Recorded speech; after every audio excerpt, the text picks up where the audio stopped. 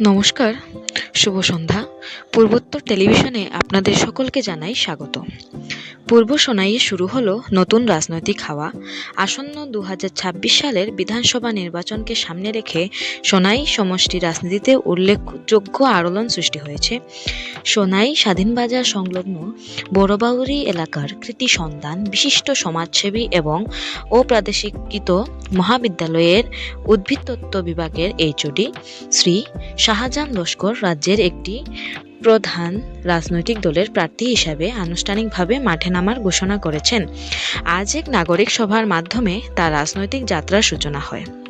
সভায় বিপুল সংখ্যক সাধারণ মানুষের উপস্থিতি লক্ষ্য করা যায়। সভাস্থলে ব্যাপক উৎসাহ উদ্দীপনার মধ্য দিয়ে তাকে স্বাগত জানান স্থানীয় বাসিন্দারা। যুব প্রজন্মের অনুপ্রেরণাদায়ী নেতা হিসেবে পরিচিত শাহজাহান লস্কর উচ্চশিক্ষায় শিক্ষিত এবং দীর্ঘদিন ধরে সমাজসেবার সঙ্গে যুক্ত। জাতি, ধর্ম ও বর্ণ নির্বিশেষে সকল মানুষের সঙ্গে তার সুসম্পর্ক রয়েছে। বিশেষত সমাজের পিছিয়ে পড়া ও বঞ্চিত মানুষের পাশে দাঁড়ানোই তার রাজনীতির মূল লক্ষ্য বলে তিনি জানান।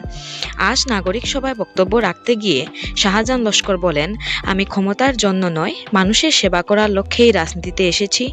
সোনাইয়ের সার্বিক উন্নয়নই আমার একমাত্র অঙ্গীকার।